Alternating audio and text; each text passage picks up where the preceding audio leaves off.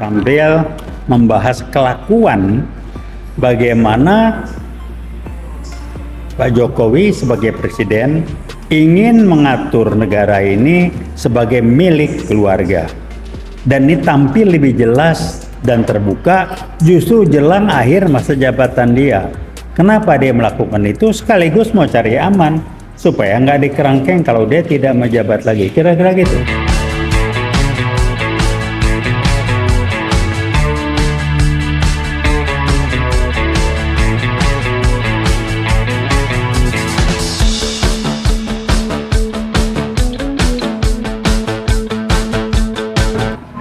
Assalamualaikum warahmatullahi wabarakatuh. Kali ini kita akan tampil membahas kelakuan bagaimana Pak Jokowi sebagai presiden ingin mengatur negara ini sebagai milik keluarga. Dan ini tampil lebih jelas dan terbuka justru jelang akhir masa jabatan dia. Kenapa dia melakukan itu? Sekaligus mau cari aman supaya nggak dikerangkeng kalau dia tidak menjabat lagi. Kira-kira gitu pembukaan kita. Ya Bang, kita lihat juga saat ini kan pembangunan infrastruktur kan benar-benar istilahnya bombastis gitu Bang. Tapi pada kenyataannya kayak Krakatau Steel bangkrut Bang. Menurut Abang gimana Bang? Mikirnya sederhana lah ya. Kalau pembangunan itu dibilang bagus dan berhasil bukan cara fisik kelihatan, tapi konsekuensinya apa? Duitnya dari mana? Kalau duitnya utang ngebebani kemudian tidak produktif, itu mah nggak benar, malah nanam bom waktu namanya. Tolong cek. Itu yang pertama. Yang kedua, maaf, kualitas mindsetnya Pak Jokowi sebagai presiden, dia baru mampu melihat orang kerja itu kalau secara fisik kelihatan apa yang dikerjain. Makanya membangun yang dulu saya udah angkat topi waktu ngomong revolusi mental. Nah, itu cuman nggak kelihatan, nggak ada yang dikerjain, mana dia mampu ngelihatnya. Nah, sekarang sama. Krakatau Steel kan luar biasa, itu dibenahin infrastruktur yang ada. Nggak usah sibuk ngebangun ini, bangun bendungan ini, itu dulu dibenahin. Itu yang jelas tuh dulu sudah, ini kok didiemin tengkurap sekali. Kenapa begitu? Ya memang mindsetnya nggak ada, kemampuannya nggak ada sampai situ. Kenapa kemampuan nggak? Dia orang how to, orang bagaimana belusukan, gimana teknis, bukan orang berpikir strategis. Mau diapain? Tapi dia pendekatan personalnya hebat, cerdik, akalnya banyak segala macam.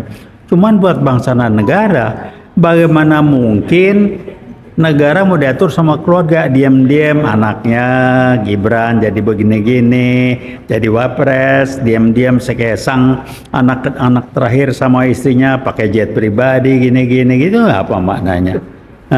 Kemudian menantunya si Bobby di sana, coba dicek semua itu kan akhirnya yang bilang KKN. Kalau saya bukan soal KKN, mentalitas menjadikan negara, ngelola negara seperti menjadi milik keluarga. Ini kan udah nggak benar, niatnya nggak benar. Cuman bayangkan, ada orang dengan kemampuan yang terbatas, begitu dia berada dalam posisi pimpinan, daya rusaknya akan lebih dahsyat. Itu yang saya sampaikan.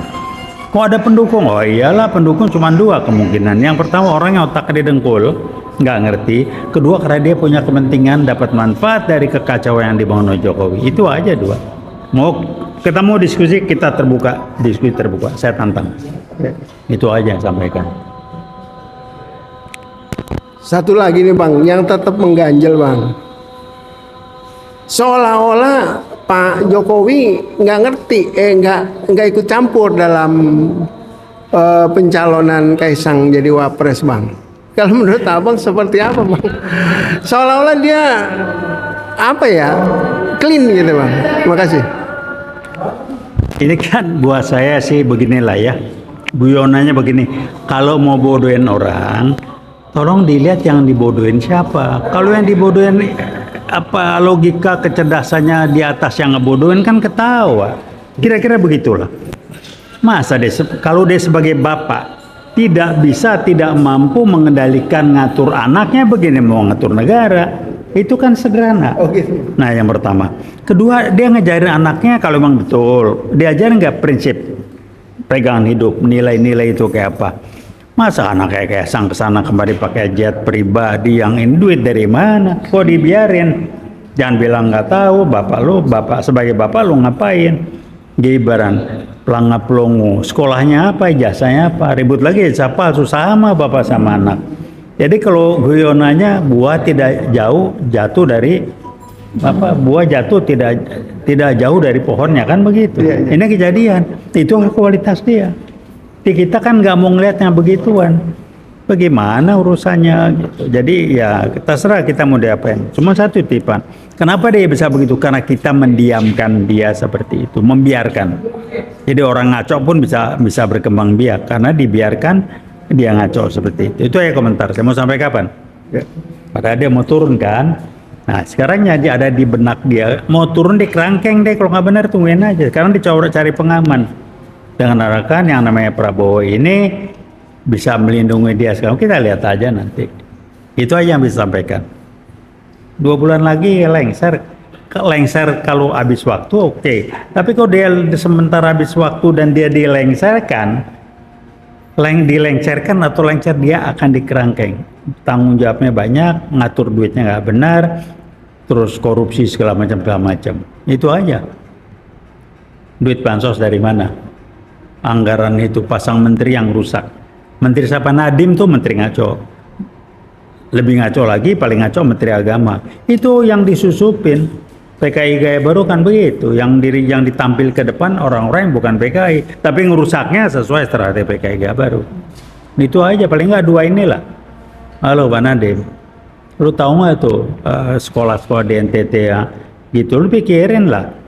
Anggarannya berkurang, katanya ada sekian T, pindah gini karena uang dipakai. Kok sebagai menteri diam aja sih? Lihat mukanya gue udah tahu otaknya nggak nyampe.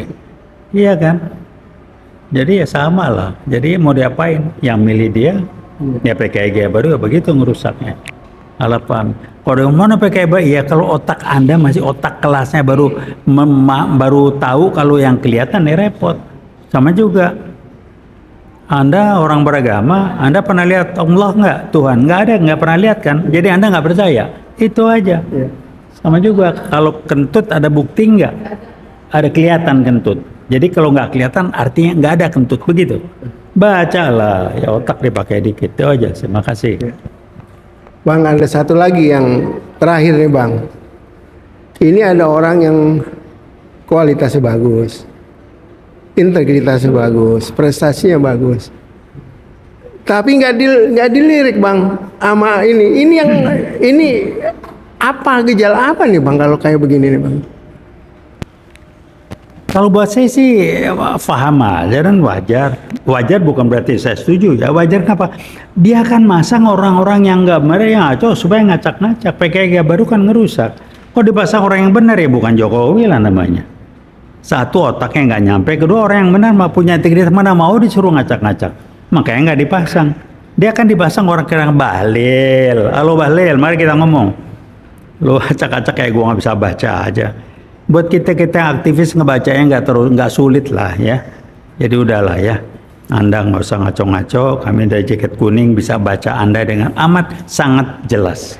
Mau ngomong terbuka boleh. Itu aja barangkali. Jadi Pak Jokowi, Anda kenal saya kenal Anda. Kita tahulah ya masing-masing. Terima kasih. Saya pikir cukup dulu Bang ya. Siap. Waktunya kita sempit.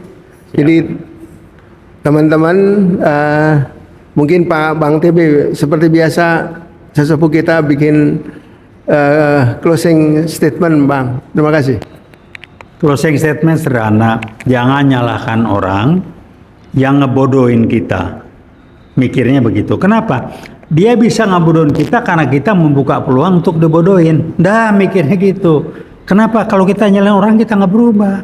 Tapi kalau kita bilang memang gue bisa dibodohin, lo berusaha lebih pintar lagi supaya nggak bisa dibodohin. Sama. Lo kenapa kita bisa begini? Karena mau dibodohin Jokowi. Siapa DPR? Oh menang baik.